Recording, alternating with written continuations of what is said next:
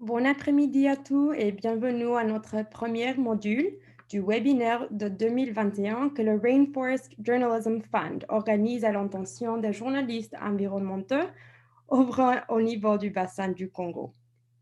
Aujourd'hui, notre webinaire va porter sur le décryptage d'une proposition éligible au fonds RJF. Il est destiné à renforcer les capacités des journalistes et des médias couvrant les sujets environnementaux et de changement climatique au niveau du bassin du Congo dans la rédaction des propositions recevables.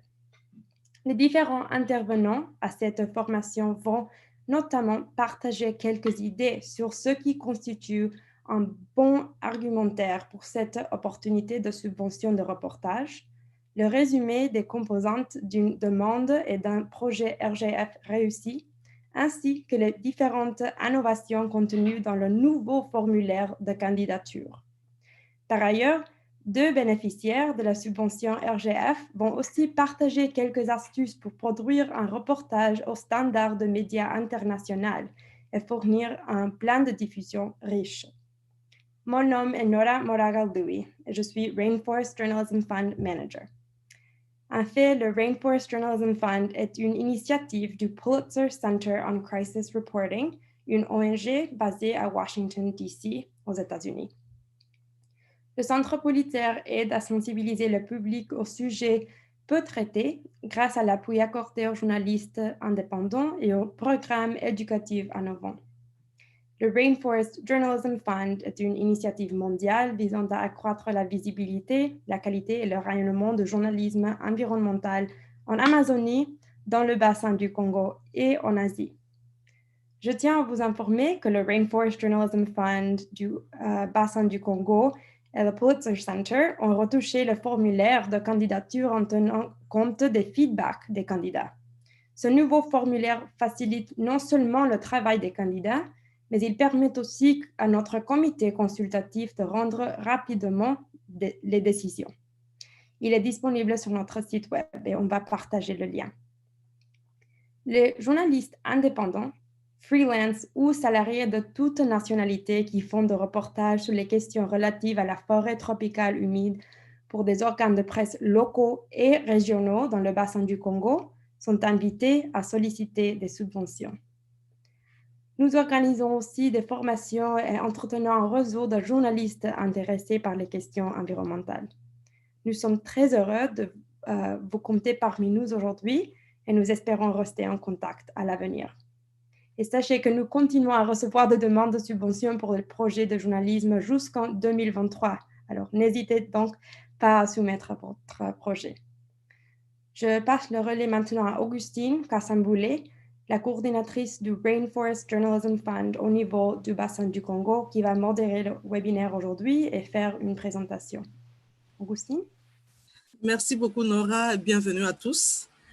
Avant de nous lancer dans le vif de la présentation, je vais vous donner quelques instructions d'ordre logistique.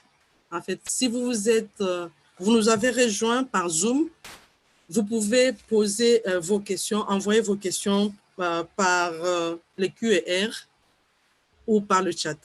Si vous nous avez rejoints par YouTube, vous pouvez également envoyer vos questions. Nous nous ferons un réel plaisir de les adresser aux intervenants. Et donc, n'hésitez pas d'envoyer vos questions pendant les présentations. N'attendez pas à seulement la fin. Alors, comme l'a si bien annoncé Nora, notre thème d'aujourd'hui porte sur le décryptage d'une proposition éligible au fonds Rainforest Journalism Fund. Au programme, nous aurons bien sûr d'abord le décryptage. Nous aurons également la présentation de quelques innovations apportées sur le nouveau formulaire.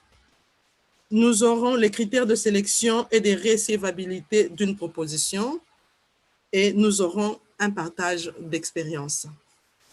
Alors, la première présentation, c'est moi, je vais sans plus tarder me lancer dans la première présentation. Il s'agit bien du décryptage d'une proposition éligible. Ça, ce sont des questions qui reviennent tout le temps.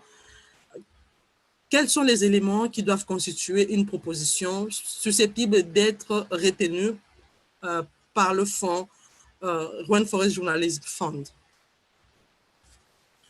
Nora, on peut passer.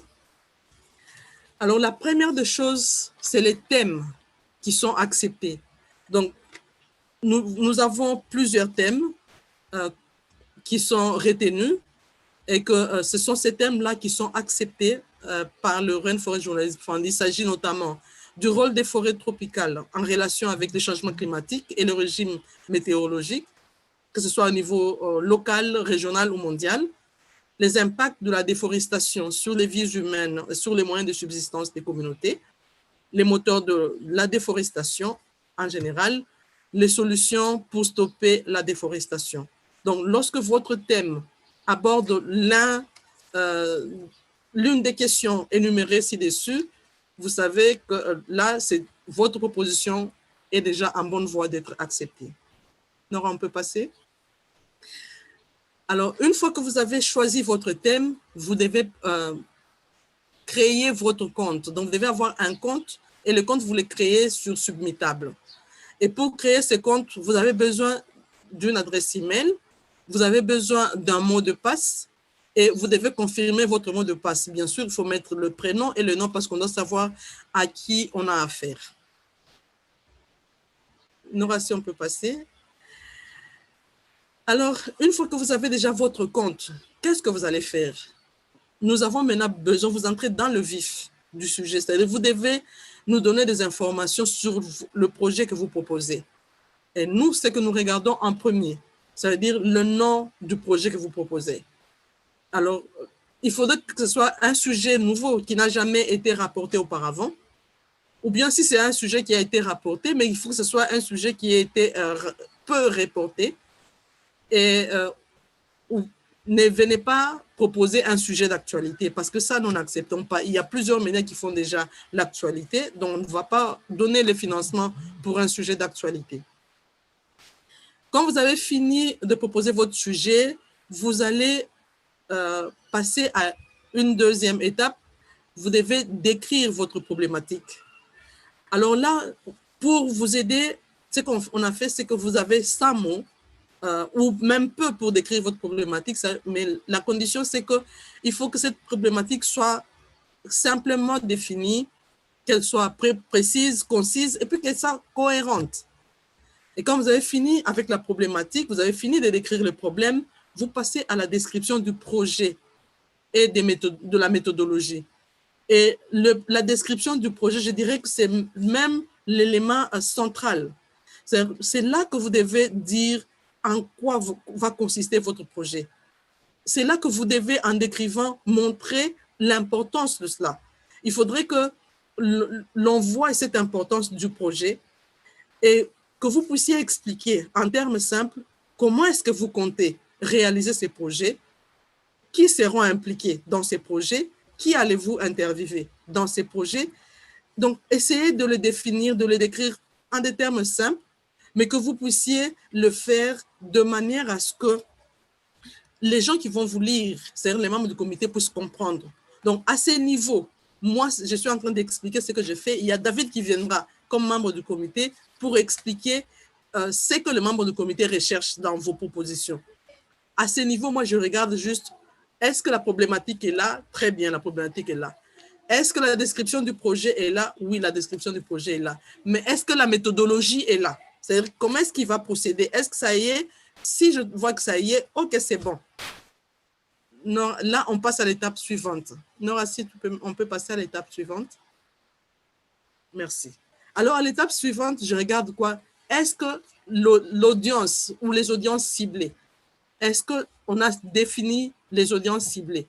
Alors, quand on parle d'audience, c'est vrai, les audiences, ça peut être les communautés, ça peut être la société civile, ça peut être les ONG nationales, internationales, ça peut être les autorités gouvernementales locales, nationales, provinciales, ça peut être des parlementaires, des sénateurs, ça peut être des acteurs judiciaires, ça peut être des compagnies, mais il faudrait que vous puissiez définir votre audience à ces niveaux. Et quand vous avez fini de définir votre audience, vous passez aux produits livrables et au plan de distribution. Alors, quand on parle des produits livrables, moi, je regarde. Qu'est-ce que vous avez, quel est le format que vous avez choisi? Définissez votre format. Est-ce que ce sera une vidéo, ce sera un audio, ce sera un produit multimédia, ce sera un mini-documentaire? Définissez cela là. Et dites-nous combien d'articles vous allez publier, combien d'articles vous allez produire et dans quels médias vous allez les publier. C'est-à-dire, nous avons les livrables. Les livrables, ça peut être des articles, c'est quel format. Et le plan de distribution, vous nous donnez les médias. Bien sûr, vous voyez qu'il y a l'audience, il y a les plans de distribution. Donc, que ce soit les produits livrables, que ce soit les plans de distribution, quand vous proposez, réfléchissez, que ce soit les produits livrables et les plans qui sont attachés à l'audience. Parce qu'il ne faudrait pas proposer un média qui n'est pas suivi par l'audience, par exemple. Oui, Nora, on peut passer. Alors, quand vous avez donné le média, nous attendons également de voir cette rubrique remplie, c'est-à-dire les lettres d'engagement des médias.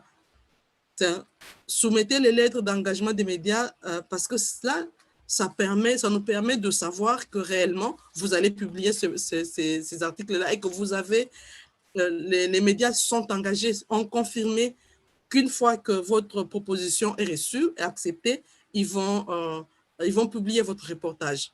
Ça, c'est vraiment intéressant pour nous et c'est même très important.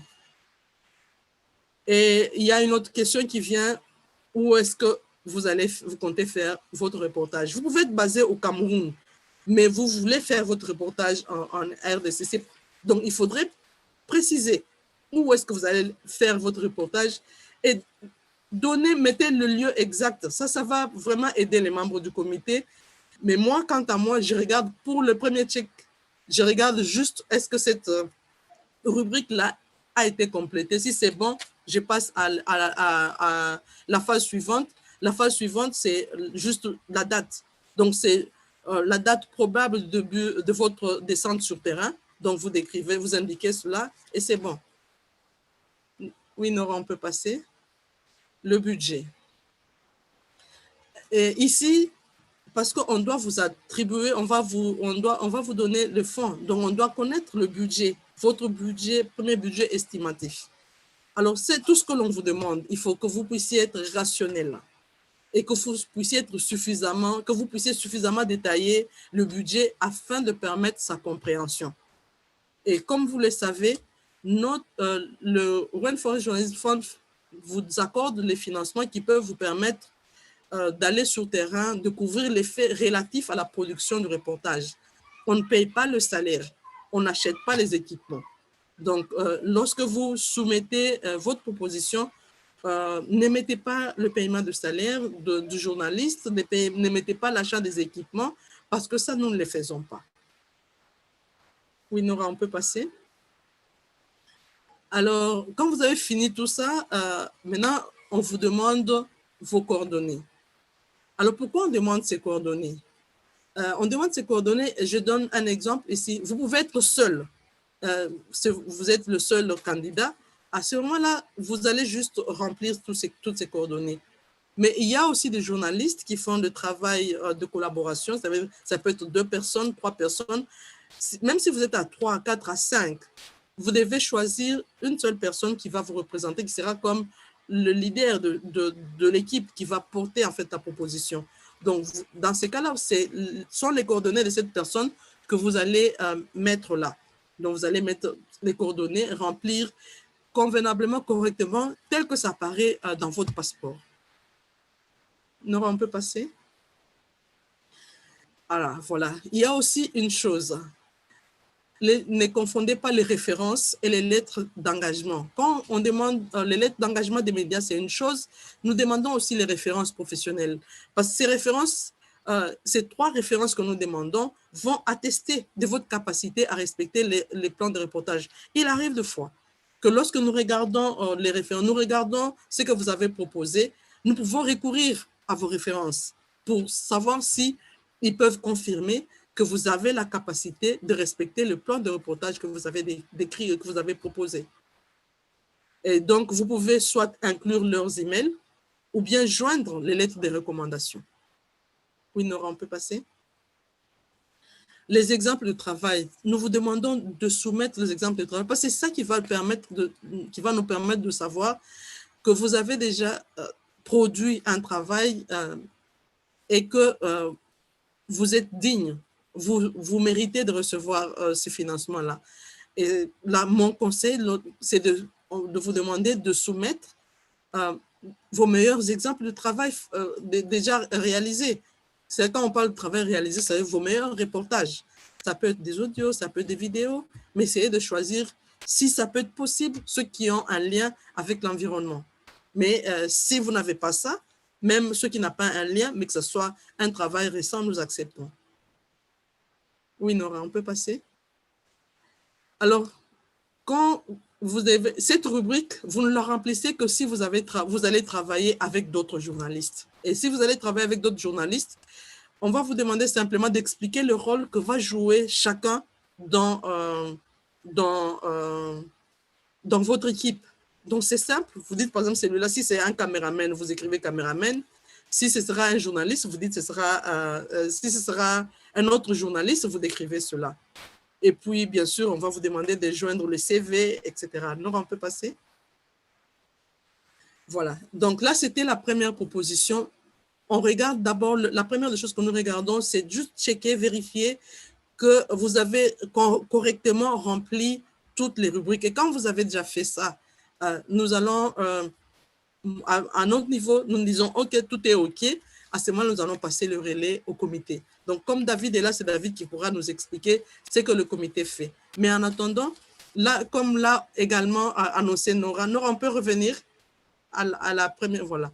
Comme l'a annoncé Nora, nous avons, partant des difficultés rencontrées par les journalistes, partant de ce que nous avons reçu comme feedback des différents candidats, partant de ce que les membres du comité ont constaté, nous avons choisi, c'est-à-dire le Rainforest et le Pulitzer nous avons choisi de produire un nouveau formulaire.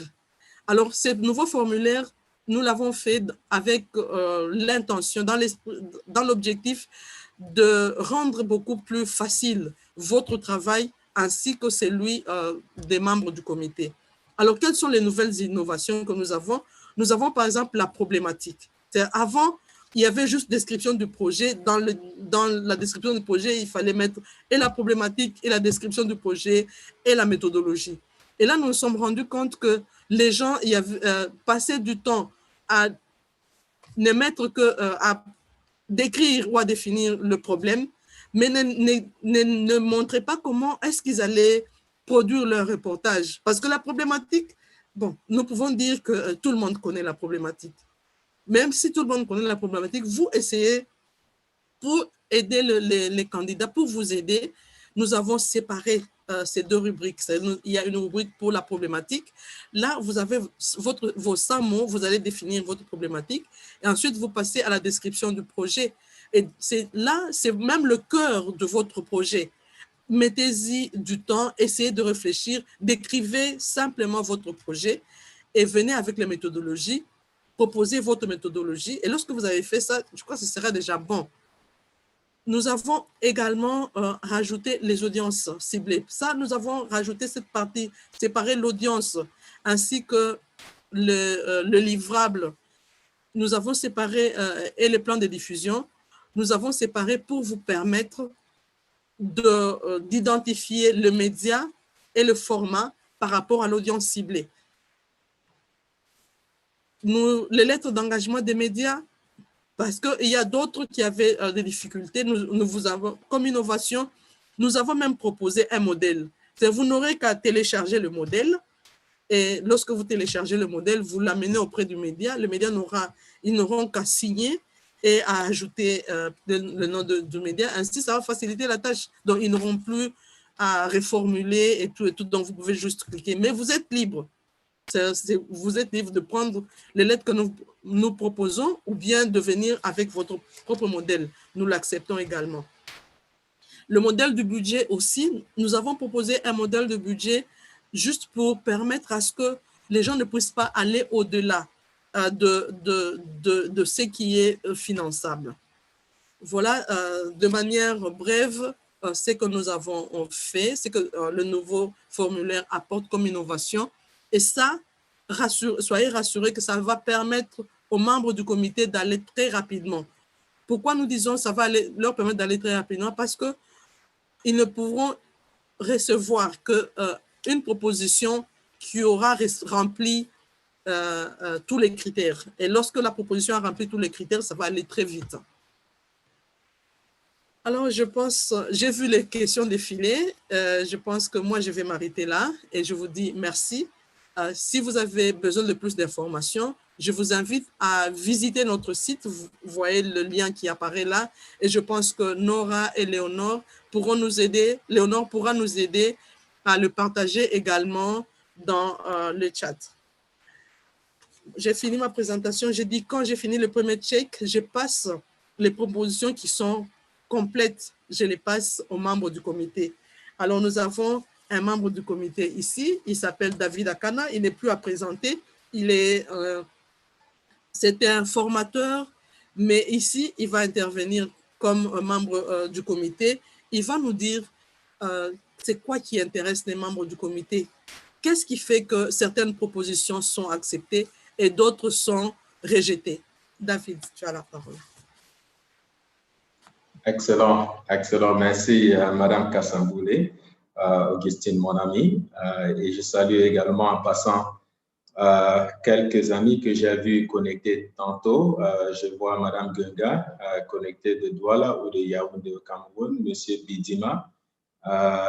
Salut à vous et au plaisir de rencontrer tous les autres collègues de la RDC et des différents pays de la région qui sont connectés pour ce webinaire, qui est d'ailleurs extrêmement important pour nous permettre de pouvoir monter un projet qui est non seulement recevable, mais qui pourrait passer et enfin sélectionné et financé par la Rainforest Journalism Fund. Alors, comme vous avez bien entendu, après avoir fini ou terminé le travail au niveau de la coordination au niveau régional, Madame Kassamboulé passe dans les propositions à un comité qui s'appelle un comité consultatif ou un comité d'orientation. Et ce comité a pour rôle de maintenant examiner les différentes propositions afin de sélectionner quelques-uns qui vont certainement remplir les critères identifiés. Donc, voilà un peu la procédure et peut-être même aussi en termes de la gouvernance de la Rainforest Journalism Fund au niveau du bassin du Congo. Cela dit, je vais me concentrer, je vais me focaliser à vous donner juste quelques éléments et veiller à excuser la répétition s'il y en a, parce que je vais peut-être revenir sur certains points que Augustine a déjà abordés il y a de cela quelques minutes. Donc, ce qui est prioritaire, je pense, à mon avis, et vous pouvez poser des questions également, comme Augustine l'a dit tout à l'heure. Ce qui est important, et je ne vais pas certainement beaucoup m'attarder sur ce point, c'est vraiment l'alignement de votre proposition aux priorités stratégiques de la Rainforest Journalism Fund. Je m'explique. Il serait important de savoir que chaque projet de développement ou chaque initiative a un agenda, pas dans le sens négatif, non, pas du tout. Il faut dire que dans le cas de la Rainforest Journalism Fund, il s'agit ici de faire financer les projets qui se focalisent sur les forêts tropicales humides du bassin du Congo et les autres bassins forestiers dans le monde entier, et surtout avec un lien sur le changement climatique et surtout également les solutions liées à la déforestation. Je pense que vous connaissez très bien ce qu'il s'agit quand on parle des forêts tropicaux, des changements climatiques, des solutions à la déforestation. Voilà les trois mots-clés qu'il faudrait surtout veiller à ce que ça ressort dans vos différentes présentations. Dès que vous faites cela, pour vous donner une chance de pouvoir être sélectionné par ce comité, dont je parle en leur nom aujourd'hui. Il faut dire que cette présentation, bref, c'est une présentation conjointe de tous les différents membres du comité consultatif de la Rainforest Journalism Fund au niveau du bassin du Congo. Deuxième chose qu'il faudrait mettre l'accent, c'est les projets collaboratifs. Qu'est-ce qu'on veut dire par projet collaboratif? Vous savez par exemple que les problèmes au niveau du bassin du Congo sont transfrontaliers. Je ne vous apprends rien. Je pense que vous les connaissez d'ailleurs très bien. Prenez par exemple les parcs protégés ou les aires protégées de nos régions. Au niveau du Cameroun, il y en a la Sangatri nationale qui couvre à la fois le Cameroun, la République centrafricaine et Congo, je vais dire le Congo-Brazzaville, qui veut tout simplement dire que si vous voulez mener un reportage, par exemple, dans ce parc ce parc, il serait peut-être mieux d'envisager faire un reportage qui va à la fois avoir les éléments de la RCA du Cameroun et du Congo, ça c'est possible, ou bien, et comme je le disais, il faut savoir que en termes de problèmes que nous discutions aujourd'hui, soit les problèmes liés à l'environnement, les problèmes comment dirais-je, de conservation, ils sont de nature transfrontalière. Vous les connaissez d'ailleurs très bien, peut-être mieux que moi. Et même, il faut dire que ça prend même une dimension intercontinentale. Si vous regardez, par exemple, les problèmes liés à la criminalité illégale contre les espèces sauvages, ça couvre toute une région ou peut-être même des régions du monde, c'est-à-dire l'Afrique et l'Asie, par exemple.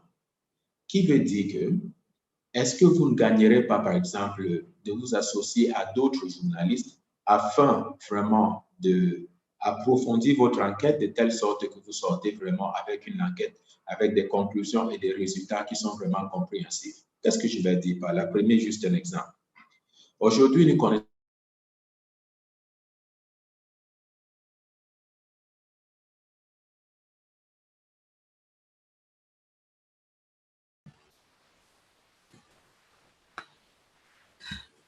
Il semble qu'on a... David? Il semble qu'on a perdu David. Je crois que ça doit être un problème de connexion. Nous pouvons répondre peut-être à quelques questions pendant qu'on attend que David revienne. Oui. OK. En attendant que David nous rejoigne, nous allons répondre à quelques questions. Il y a une question que nous avons reçue qui dit « Pouvez-vous nous donner un exemple de la méthodologie ?» Je pense que cette question, nous allons y répondre à la fin, parce que nous avons quelques journalistes qui vont, après leur témoignage, nous allons répondre à cette question. Nous la retenons très bien. Et je souhaiterais aussi que David, comme membre du comité, puisse être là pour qu'ensemble on puisse répondre à cette question. Il y a une deuxième question. Les références professionnelles doivent être en lien avec le sujet proposé ou pas? En fait, les références professionnelles ne doivent pas forcément être en lien avec le sujet proposé, mais les références professionnelles doivent avoir un lien avec vos capacités journalistiques. Donc, il faudrait que ce soit quelqu'un qui puisse témoigner de vos capacités à rendre un reportage, de vos capacités à produire un reportage, donc vos capacités journalistiques. C'est ça qui nous intéresse. Une autre question, c'est comment présenter un dossier quand c'est la première fois que vous vous intéressez au sujet de la déforestation? Vous n'avez pas de précédentes productions. Alors, la question, si vous n'avez pas de production dans le domaine environnemental, mais vous avez quand même des productions, alors ce que nous vous demandons comme exemple de travail ou de reportage déjà réalisé, ce n'est pas forcément, je l'ai même dit dans ma présentation, c'est vrai, idéalement, si vous avez déjà travaillé dans le domaine environnemental, vous pouvez partager vos exemples de reportage en rapport avec le domaine environnemental. Mais si vous ne l'avez jamais fait, parce que nous recevons aussi ceux qui ne l'ont jamais fait, produisez, soumettez vos exemples de travail en rapport avec ce que vous faites. Choisissez parmi vos travaux les meilleurs et puis proposez cela. Nous allons regarder et bien sûr, n'oubliez pas que nous sommes là non seulement pour ceux qui travaillent déjà dans le domaine environnemental, mais nous voulons aussi qu'il y ait d'autres, les nouveaux qui viennent. Et donc, les financements, nous ne l'accordons pas seulement aux chevronnés, c'est à ceux qui sont déjà dans le domaine environnemental, mais nous l'accordons aussi à ceux qui commencent. Lorsque vous venez, vous avez commencé, produisez cela et n'oubliez pas que nous sommes toujours là, disponibles pour échanger et pour accompagner. Et donc, comme je crois que David a du mal à nous rejoindre, je vais demander à Nora, avant qu'on saute à d'autres questions, qu'on passe déjà c'est que nous avons, j'ai dit qu'il y a un partage d'expérience. Nous avons des bénéficiaires qui ont déjà reçu les financements, qui vont partager qui ont accepté de partager leurs expériences. Alors, la première, c'est Madame Blanche, à qui nous disons merci parce qu'elle a vraiment accepté de partager son expérience. Elle, qu'est-ce qu'elle a fait? Elle travaille, c'est vrai, à Pointe-Noire, en République du Congo, mais elle a produit un reportage financé par le Rainforest Journalism Fund et Pulitzer Center. Mais ce reportage a servi de soubassement pour une émission qui a été diffusée au niveau de la RFI par Madame Anne-Cécile Bras, à qui nous disons également merci. Donc, nous allons suivre l'astuce qu'elle va partager avec nous. Et après elle, nous allons aussi renchérir avec une autre. Ce sera Rosie, Madame Rosie Piot. Elle va partager avec nous son expérience sur le plan de diffusion. Parce que celle-là, elle nous a épaté, elle va nous partager son expérience. Donc, nous allons tour à tour suivre Blanche et ensuite Rosie. Oui, Nora, on peut y aller. Bonjour à toutes et à tous. Je suis Blanche Ngokumunga et mon nom d'antenne est Blanche Simona. Je suis journaliste à Radio Congo et Pointe-Noire. Bénéficiaire du financement du Rainforest Journalism Fund Bassin du Congo, j'ai été sollicitée par le comité pour partager mon expérience avec vous. Et c'est pour moi un honneur. J'ai déjà réalisé un reportage au Standard de médias international publié en décembre 2020 à RFI dans l'émission C'est pas du vent de Anne-Cécile Bras qui traite des questions d'environnement. Le reportage portait sur la récolte artisanale du miel et son impact sur les abeilles et sur l'environnement. Et pour que le projet de reportage soit accepté, il fallait bien convaincre. Et pour ce faire, j'ai dû parler de l'ampleur que prenait cette activité dans certains départements de notre pays et de l'ignorance des communautés qui continuent à utiliser le feu et la coupe d'arbres dans l'extraction du miel, décimant ainsi les pollinisateurs.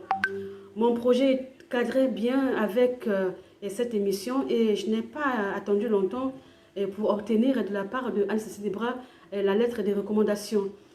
Il est donc capital de proposer un sujet croustillant, un angle qui attire, qui capte l'attention, un sujet qui intéresse un grand public. Je devais signaler ma présence auprès des autorités de la Likwala, mais j'ai préféré passer incognito car je connais la réputation de celui qui incarne le pouvoir là-bas. J'ai entrepris de préparer toutes mes sources depuis Brazzaville, la capitale. Donc quand je quitte la capitale, ce n'est pas un saut dans l'inconnu. J'avais déjà élagué quelques difficultés auxquelles je pouvais être confrontée sur le terrain. Le terrain, justement, détermine notre reportage car c'est là que nous trouvons des sujets, des petites histoires importantes à raconter. J'ai eu la chance de tomber sur une productrice, Anne-Cécile Bras, et un réalisateur, François Porcheron, très ouvert et coopératif, qui, dès le départ, m'ont fait comprendre ce qu'ils attendaient de moi exactement.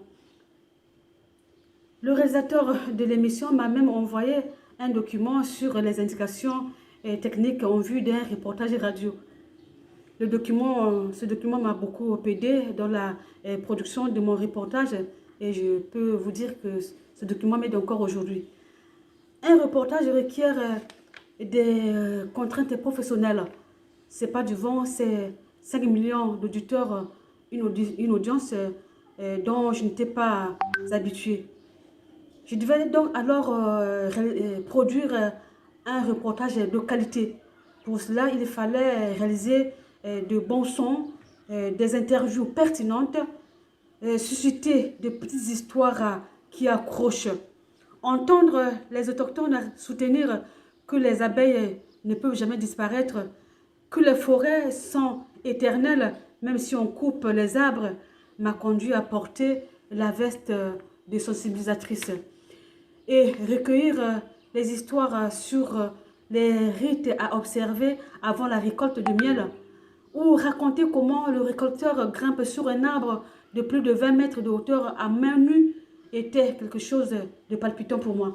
Mais pas seulement raconter, il faut faire vivre ces moments-là aux auditeurs comme s'ils y étaient.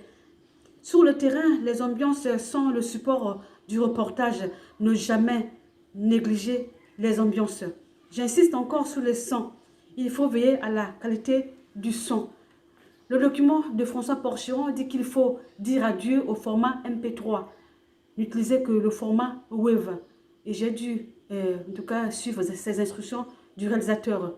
J'ai toujours opté pour un style simple, accessible à tous dans la rédaction de mes textes.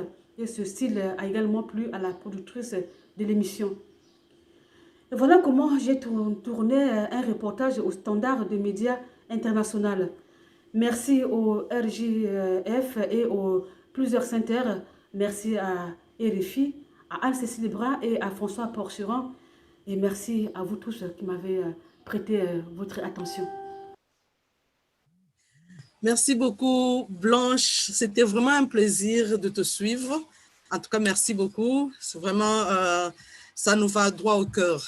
Alors, David est revenu. Avant d'aller vers Rosie, je demande à ce que l'on permette à David de continuer. Ok, David, tu es là. Excellent. Et vraiment désolé. Donc, j'étais en train de dire tantôt qu'il serait important d'envisager les projets collaboratifs et surtout transfrontaliers. Et je vais certainement à la fin de ma présentation vous expliquer un peu pourquoi cela est pertinent. Alors, cela dit, la prochaine chose que le comité consultatif a souvent tendance à regarder, et là où se trouve souvent la différence en termes de projets, c'est au niveau des projets qui utilisent les données ou les visuels, c'est-à-dire des outils analytiques. Qu'est-ce que je vais dire par là? Imaginez par exemple que vous êtes en train de couvrir la question de la déforestation, par exemple dans l'Ituri à l'est de la RDC. Il serait important de pouvoir visualiser, je vais dire, les pertes ou les gains en matière de la déforestation pendant un certain temps, peut-être dans les 10 dernières années ou dans les 20 dernières années. Et il faut dire qu'il y a les données qui existent par rapport à cela. J'aurais dû voulu vous montrer un exemple ici. Je ne sais pas si nous avons suffisamment de temps, mais c'est un exemple de l'une des participants à ce webinaire au nom de Madeleine Genga. Oui, vas-y. Ah, d'accord. Oui, vous voulez que je donne l'exemple, oui, parce que les gens ont besoin d'exemples, justement. Ah, d'accord, super. Alors, je vais juste ouvrir rapidement ce lien et je vais essayer d'arrêter de partager cet écran, mais je vais montrer cela rapidement. Alors, c'est un exemple que j'ai pris du projet Info Congo. Je pense que c'est où exactement? Donne-moi une seconde. Ça est là, exact. Donc, ce projet c'est un projet journalistique intitulé Cameroun, le map des réserves forestiers. Et là, c'est un projet de Adrian Ngono et elle fait partie également du comité consultatif. Ce qui serait peut-être important à montrer ici, c'est quelques éléments interactifs. Quand je parle des éléments interactifs et des cartes et des graphiques, regardez par exemple ce graphique. La source est l'Atlas forestier du Cameroun. C'est produit par la Global Forest Network, Global Forest Watch, je vous en prie. Ça, c'est un projet de la World Resource Institute, très bien connu. Ils ont énormément d'informations et on a passé, je pense, l'année dernière, en 2020, tout un atelier pour parler uniquement de l'utilisation des données dans les reportages liés à la question de la conservation de l'environnement. Et je pense que je suis juste en train de réitérer à quel point il est extrêmement important d'avoir ce genre de visuel. Qu'est-ce que ça fait? C'est attrayant et ça permet à la compréhension rapide de l'information. Alors, ça, c'était juste un exemple que je tenais à vous montrer parce que Adrien a voulu travailler sur les réserves au niveau du Cameroun. Et ici, c'est l'évolution des pertes annuelles de couverture forestière dans la réserve forestière de Mbalmayo. Ça, c'est une zone au Cameroun. J'imagine que si vous voulez travailler, que qu'en soit le sujet, que qu'en soit la région, il existe des données. Donc, je pense qu'on peut avancer, surtout parce que vous avez déjà certainement une idée par rapport à cela. Je vais repartager mon écran rapidement pour vous montrer alors juste quelques éléments également pertinents pour vos propositions. Ici, par exemple, il s'agit du plan de distribution. Et je vais juste réitérer le fait que la Rainforest Journalism Fund investit énormément d'argent, environ de 2 000, peut-être à voire 15 000 $. Ça, c'est environ 7 millions de francs CFA. Je ne sais pas combien ça représente au niveau de la RDC ou en francs congolais. Mais vous pouvez également faire la conversion tout de suite pour voir également combien ça donne. Qui veut dire que c'est un investissement énorme. Donc, vous imaginez que pour produire un reportage, si vous dépensez 10 à 15 000 $, il faudrait effectivement qu'il y ait un impact. Qui veut tout simplement dire quoi? Qui veut dire, je pense qu'Augustine a déjà évoqué cela tantôt, si j'ai un journaliste, par exemple, qui est basé à Lubumbashi et présente une proposition de reportage sur l'exploitation minière, par exemple, à Kolwezi. Vous connaissez très bien Kolwezi, pour ceux d'entre vous qui de la RDC, et propose de faire ce reportage uniquement, par exemple, ou de faire publier ce reportage uniquement dans Kyoto Radio et Télévision, qui est une radio basée à Lubumbashi. Ça, c'est dans le Haut-Katanga. Et une autre personne me fait la même proposition et me dit, je vais travailler en collaboration avec Radio Okapi et peut-être RFI. Si vous étiez à notre place, c'est-à-dire à la place des membres du comité consultatif, que pensez-vous devrait être sélectionné? J'imagine très bien que là, je vais tout juste sélectionner celui qui a la possibilité de pouvoir travailler avec Radio Okapi, qui a une dimension nationale, et RFI qui a une dimension internationale. Parce qu'il s'agit ici de vraiment également amplifier les impacts de nos reportages. Je pense que cela est pertinent. Je vais avancer rapidement. Je ne vais plus m'attarder sur la budgétisation parce que je pense qu'Augustine a déjà énormément parlé de cela. Mais rappelez-vous toujours, je pense qu'il y a certaines personnes qui pensent d'abord à l'argent avant de penser à la proposition. Non, non, non. L'idée est d'abord plus pertinente que l'argent. Qui veut dire que, et même en termes d'argent, quand vous pensez à argent, il est question juste de proposer les éléments qui vont vous permettre de produire votre reportage. Et ici, par exemple, le guide local, transport, téléphone, location de voiture, facture d'hôtel, etc., etc. Évitez vraiment de mettre les choses qui vont plutôt contribuer à éliminer votre reportage, tels que les salaires, etc., etc. Ce projet n'est pas fait pour cela. Vous gagnez déjà un salaire dans vos différentes salles de rédaction. Donc, pour ceci, c'est juste une subvention pour vous permettre de réaliser les reportages que vous auriez peut-être rêvé de le faire. Mais malheureusement, vous ne pouvez pas le faire parce que vous n'avez pas les moyens nécessaires. Donc, évitez de mettre les salaires, etc., etc. Il y a cet aspect des histoires non moins reportées. Quand on parle d'une histoire moins reportée, c'est souvent un peu, ça veut dire quoi exactement? Parce que je pense que ça, c'est aussi pertinent de savoir. Je sais qu'en RDC aujourd'hui, au Cameroun, et même partout dans la région, ce qui domine l'actualité, c'est le sport, l'équipe nationale de football. Aujourd'hui, au Cameroun, c'est un certain M. Ngannou qui vient qui est devenu champion du monde il y a de cela 3 jours. C'est la rébellion, surtout en RDC, c'est la corruption. Voilà les actualités qui dominent ou les éléments qui dominent l'actualité nationale.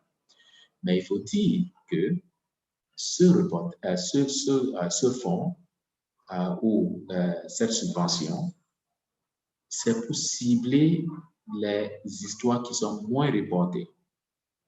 Par exemple, pensez à comment que la corruption peut priver, par exemple, les jeunes de leurs ressources ou les femmes. Ça, c'est important. Pensez aux populations autochtones, telles que la dame qui est là, et je pense qu'elle fait partie d'un camp de réfugiés quelque part à l'est de la RDC. J'ai pris ça, je pense, au niveau du site web d'un média local. Je vais certainement reconnaître cela plus tard. Pensez aux cartels et aux multinationales impliqués dans les pratiques de corruption dans vos différents pays et dans votre communauté. Ne pensez pas forcément national. Ce que nous sommes en train de dire, ce n'est pas forcément de pensée internationale. Non, pas du tout.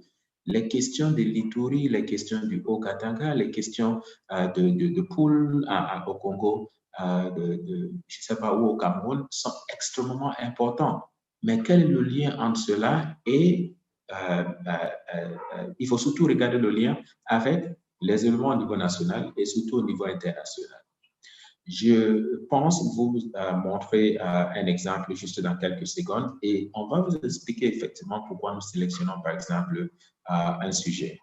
Bien évidemment, il y a le fait qu'il faudrait toujours penser que nous sommes dans un autre environnement, c'est l'environnement COVID-19. Je pense qu'il y a même tout à fait un protocole au niveau du site web de la RGF qui explique effectivement les types d'engagement qu'il faudrait que votre rédaction puisse prendre, parce qu'il faut comprendre que ce n'est pas évident de demander aux gens d'aller faire des reportages pendant ce moment, parce que ça vient avec des risques. Et c'est cela qu'on demande, par exemple, que vos rédactions prennent également une part de responsabilité, parce que c'est absolument important.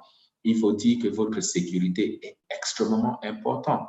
J'ai entendu la bénéficiaire tantôt parler un peu de cela, et ça, c'est des astuces qui sont extrêmement importantes. Ne sous-estimez pas cela parce que nous regardions cela, parce que votre sécurité en dépend. Donc, il serait important de ne pas sous-estimer l'aspect sécuritaire. C'est fort possible qu'on devienne vraiment insensible si on vit des gens dans une zone de guerre ou dans un environnement hostile. Mais cela n'empêche que pour faire un reportage, vous allez signer un contrat avec toute une institution. Dans les engagements nécessaires, il faudrait que chacun prenne sa part de responsabilité. Et ici, on vous prévient en disant que le COVID, c'est un risque, la sécurité, c'est un risque, et il faudrait que vos rédactions puissent prendre également un niveau d'engagement. Je suis en train de finir dans quelques instants, mais avant de finir, il serait peut-être important de revenir un peu sur ce que certains membres du comité d'orientation, ce qu'on appelle le comité consultatif, ont dit par rapport à ce qui est prioritaire pour eux quand ils sont en train de faire et débrouiller les différentes présentations ou évaluer les différentes présentations. Là, vous avez monsieur Privat, il est du Congo, et il dit « Je suis d'accord pour la collaboration avec d'autres journalistes des mêmes pays ou d'origines diverses. Je souhaite qu'on mette aussi le cause sur la qualité des médias de distribution, c'est-à-dire au niveau national, local et au niveau international. » Ça, c'est un membre du comité consultatif et évaluateur de vos propositions et il est basé au Congo. Par contre,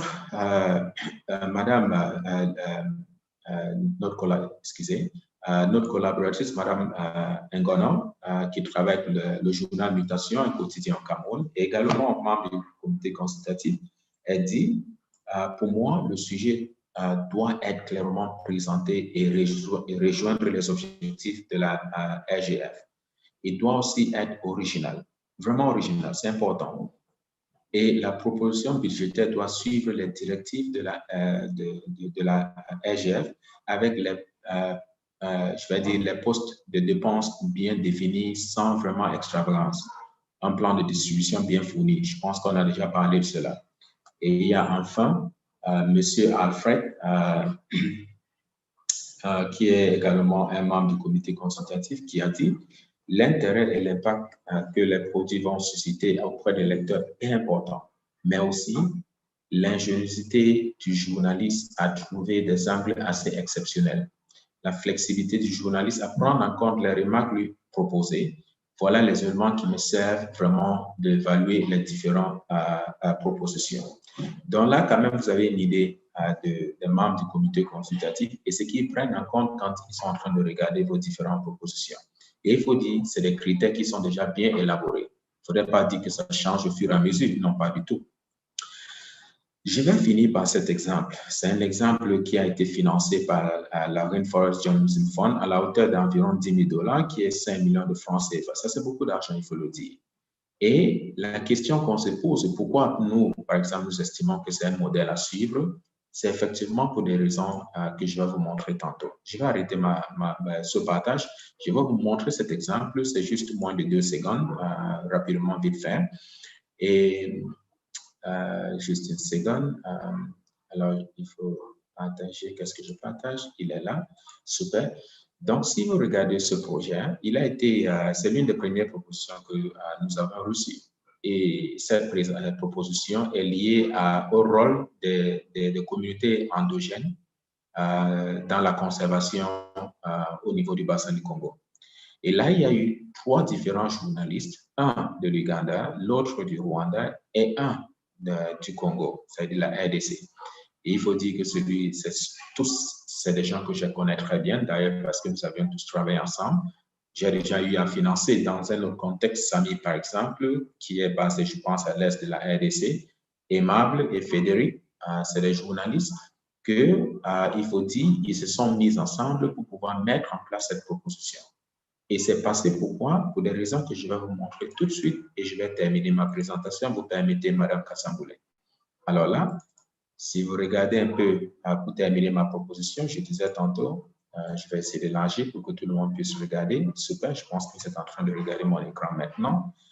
Permettez un peu, j'espère que je ne suis pas lent, mais je vais terminer en disant tout simplement que la raison pour laquelle nous avons sélectionné cette proposition, à la fois c'est parce que c'est collaboratif, Uganda, Rwanda, RDC, ça traite un sujet qui est transfrontalier, c'est-à-dire les 3 pays, communauté endogène, conservation, etc., etc.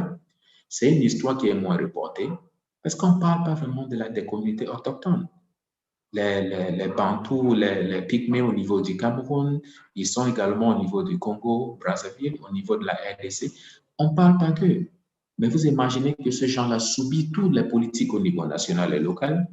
C'est des gens qui sont privés vraiment de leurs ressources ou même la participation dans la conservation de leurs ressources. Alors, ils demandent aux journalistes qui ont donc la capacité de faire ce travail de parler à leur nom.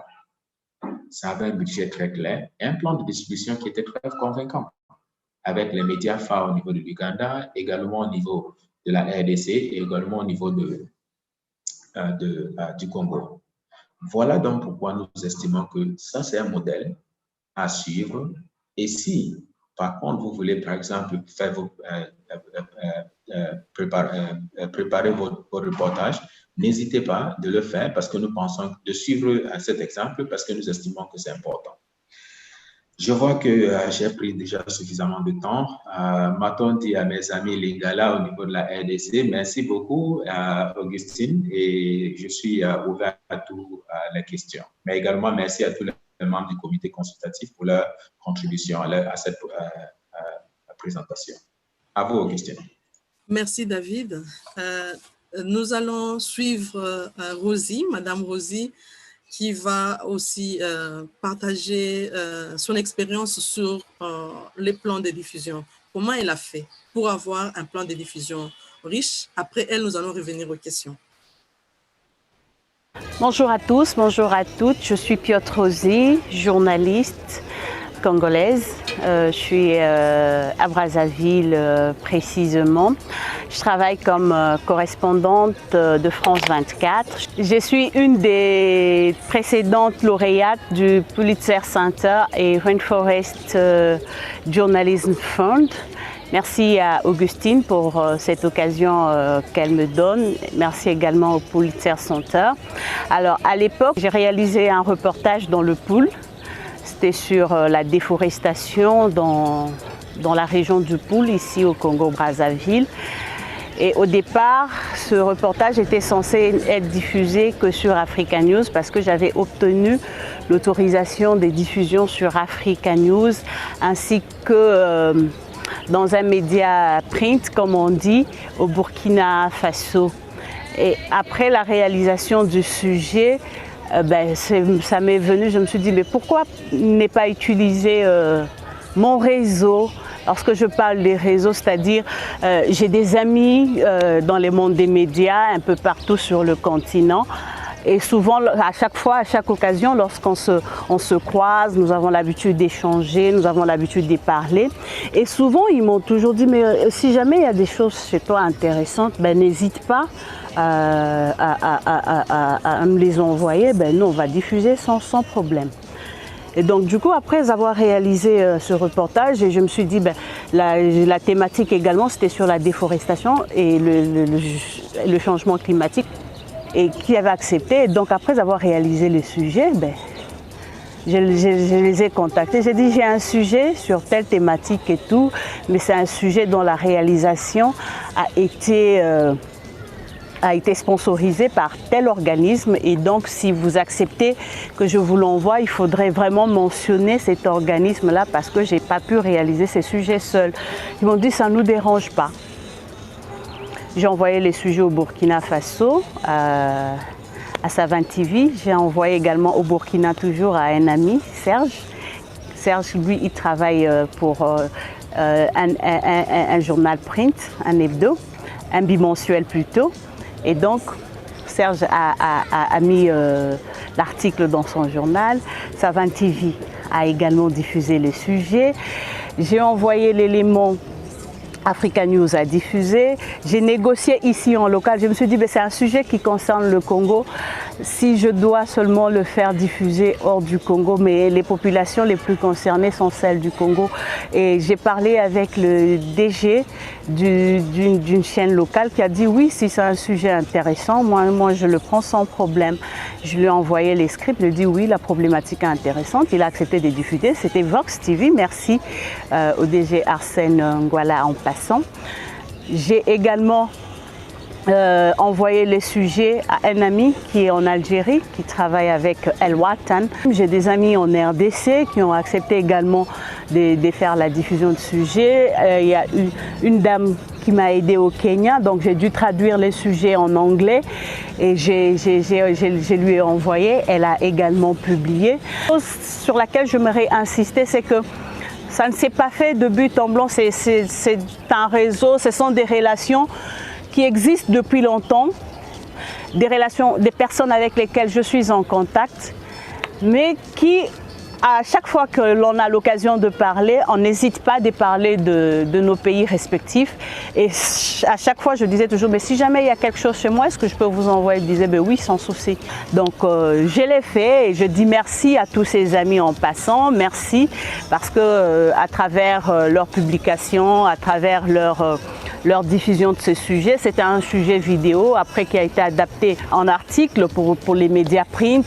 Il est resté vidéo pour les médias télé et il a été diffusé ainsi. Et donc, ça a permis à tous ceux qui ont pu lire cet article ou qui ont pu suivre ces reportages d'avoir une idée sur ce que la déforestation et ce qu'elle a comme cause ou conséquence ici chez nous au Congo, en République du Congo et particulièrement dans la région du pôle. Donc voilà, ce sont là des petites astuces que j'ai utilisées et la meilleure des astuces, c'est d'entretenir ces relations. Lorsque vous êtes en relation, lorsque vous connaissez des gens, le plus important, c'est d'abord entretenir ces relations-là. Et entretenir une relation, cela ne veut pas dire que chaque jour tu dois appeler la personne, non, mais il faudrait toujours savoir faire signe de vie en passant parce qu'on ne sait jamais quand est-ce que ou comment est-ce que cette personne ou cette relation peut te servir ou peut être utile.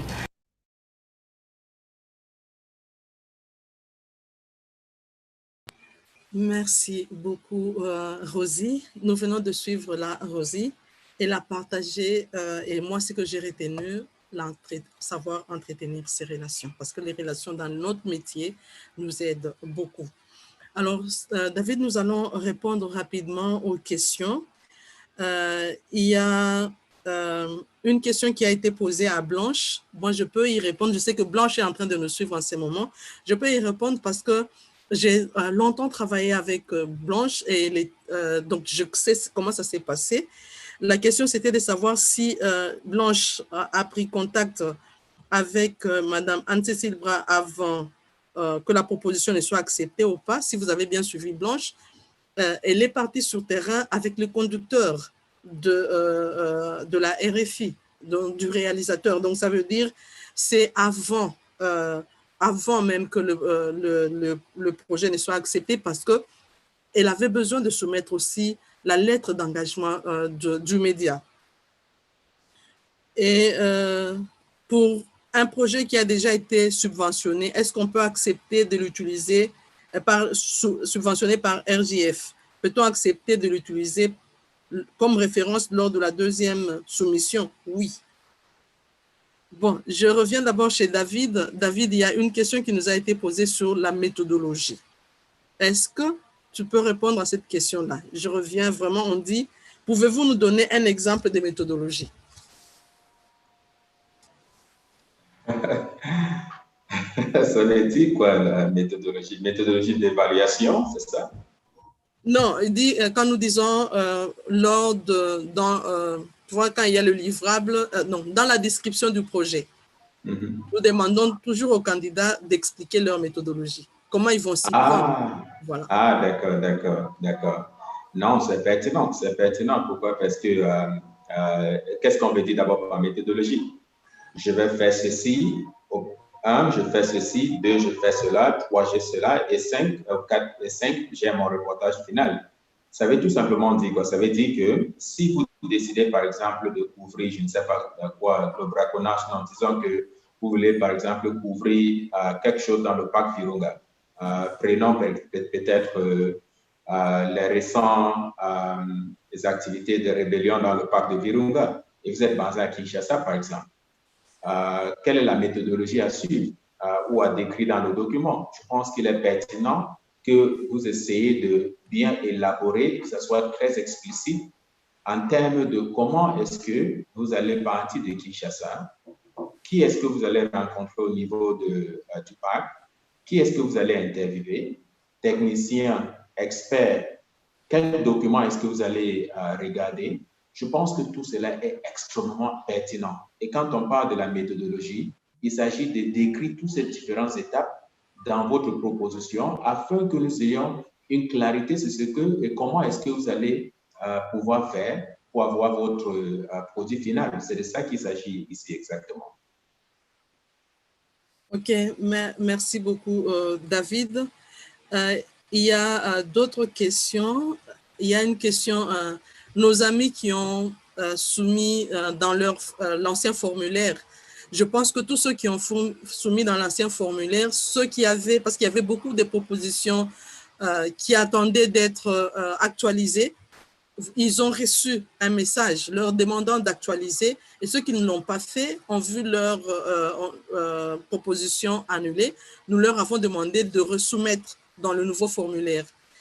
En fait, pour ceux qui sont encore dans l'ancien formulaire, nous sommes en train de travailler rapidement pour finir avec ça. Ça veut dire les propositions qui vont être acceptées vont l'être incessamment. Ceux qui vont demander à être actualisés, nous allons leur demander de les actualiser rapidement parce que nous voulons tous migrer vers le nouveau formulaire. Et donc, avec le nouveau formulaire, ça va être beaucoup plus facile parce que tel que vous le voyez, le formulaire que j'ai utilisé dans ma présentation, c'est le nouveau. Donc, vous voyez que c'est vraiment facile de le compléter et ça va être aussi facile pour les membres du comité de le traiter. Et comme je vous l'ai dit, les membres du comité ne pourront avoir qu'un formulaire qui sera bien rempli. Et donc, lorsque le formulaire est bien rempli, ça ne va pas leur prendre beaucoup de temps. Et nous osons croire qu'avec le nouveau formulaire, et vous et nous, nous pouvons voir les choses avancer rapidement. Et ça, c'est un défi. Et c'est ça que nous nous sommes fixés aussi comme objectif parce que nous voulons que les choses avancent vite. Compte tenu du fait que l'année passée, les choses ont quand même un peu traîné avec la pandémie, parce qu'on a été à un moment obligé de regarder les propositions au cas par cas, parce qu'il y a des endroits où les gens ne pouvaient pas aller. Il y a une question, David, est-ce qu'on peut postuler, on peut soumettre un projet pendant que le premier n'est pas encore accepté? Ça, c'est une bonne question. Ça dépend. Si la première proposition est encore en cours de considération, il faut dire que normalement, nous relançons normalement les différents collègues et on leur demande de pouvoir faire des améliorations sur les premières propositions. On a souvent ces échanges qui peuvent prendre un peu de temps, il faut le dire. Je pense que l'idéal, c'est de pouvoir terminer cela avant de pouvoir avancer à une deuxième proposition. Et je pense qu'au niveau de la coordination régionale, dès que le projet est accepté, nous informons le candidat ou la candidate. Et si ce n'est pas le cas, je pense que vous informez également. Et s'il y a lieu d'améliorer, on améliore ou bien peut-être faire une autre proposition. OK, merci. J'ai Blanche qui a répondu à la question. Elle a dit, tout à l'heure, Rosie a parlé du réseau qu'on doit entretenir et Anne-Cécile fait partie de cette astuce évoquée par Rosie. Donc, vous comprenez que c'est aussi ça qui a permis à Blanche de pouvoir travailler comme elle l'a fait.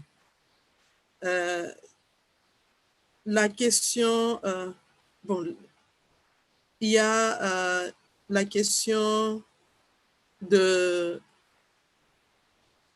Bon, il y a plusieurs questions, j'essaie juste de pouvoir suivre toutes ces questions-là. Une minute. Voilà, il y a une question de Jean-Charles qui dit, pour ceux qui ont postulé avant le nouveau formulaire ne soit disponible, est-ce que leurs propositions sont annulées? Je crois que j'ai répondu à cette question. Jean-Charles, vos propositions ne sont pas annulées. Ceux qui ont actualisé leurs propositions, les propositions ne sont pas annulées. Comme je l'ai dit, très rapidement, nous allons, les membres du comité vont y travailler, ils sont en train d'y travailler très rapidement pour que nous puissions vider tous les cas qui se trouvent encore dans l'ancien formulaire. Donc, en ce moment, je peux dire que nous avons et l'ancien et le nouveau formulaire, mais tous ceux qui sont en train de soumettre maintenant, nous les encourageons à soumettre, donc ils soumettent vers le nouveau formulaire. Et là, les choses sont en train d'aller rapidement. Donc, n'ayez aucune crainte. Toutes les propositions actualisées vont être évaluées et celles qui méritent d'être financées vont l'être et celles qui méritent d'être améliorées, vous allez recevoir les recommandations et directives des membres du comité. Alors, si je vais demander à David de donner un conseil avant que nous puissions terminer, quel conseil vas-tu donner aux candidats? Parce qu'il y a un candidat qui a posé une question qui dit, est-ce qu'il y a une formulation que l'on attend des candidats?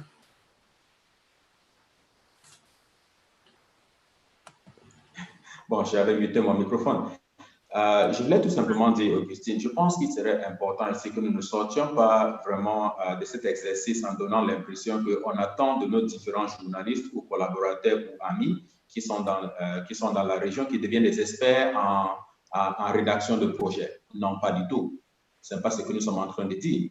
Nous sommes juste en train de donner les astuces et certainement les grandes lignes et les orientations ou ce qu'il faut suivre pour avoir la chance d'être considéré, shortlisté, considéré et peut-être sélectionné. Il est important de savoir ici, par exemple, que les journalistes, oui, ils ont énormément de choses à faire au niveau de la salle de rédaction. Ça veut dire qu'ils ont déjà un travail quotidien. Qui veut dire que s'ils s'intéressent, par exemple, à un sujet moins reporté, il faut prendre un peu de temps pour pouvoir monter ce projet. Il ne faut pas le faire vite. Non, il faut bien réfléchir avant de monter un projet. Et ce que nous demandons, ce n'est pas des projets parfaits, parce que nous savons que vous n'êtes pas des experts. Vous n'êtes pas des experts en matière de rédaction de projets. Mais je pense, par exemple, que si moi, je me décide aujourd'hui de faire une enquête, je dois être en mesure de décrire effectivement ce que j'ai envie de sortir de ce reportage. Et surtout, je dois savoir si j'ai envie de le faire au niveau local, au niveau international. Et même si vous n'avez pas toutes les informations nécessaires, d'ailleurs, vous avez les coordonnées de Mme Kassamboulé, où tout le temps, on vous demande si vous avez besoin, par exemple, qu'on vous met en réseau avec des journalistes d'autres pays. Ça se fait ça. Parce qu'on peut également vous mettre en contact avec les journalistes d'autres pays. C'est vrai que nous n'avons pas tout, nous ne sommes pas tous au même niveau de réseautage. Nous comprenons cela. Mais ça n'empêche que vous puissiez quand même entrer en contact avec nous si vous avez besoin de cela, parce qu'on peut faciliter cela pour vous également. Donc, je pense qu'il ne faut pas que nous donnons l'impression qu'il faut rédiger un projet à la hauteur de ce que les spécialistes en rédaction de projets font. Non, pas du tout. Mais il est important de suivre quand même les différentes grandes lignes que nous avons données.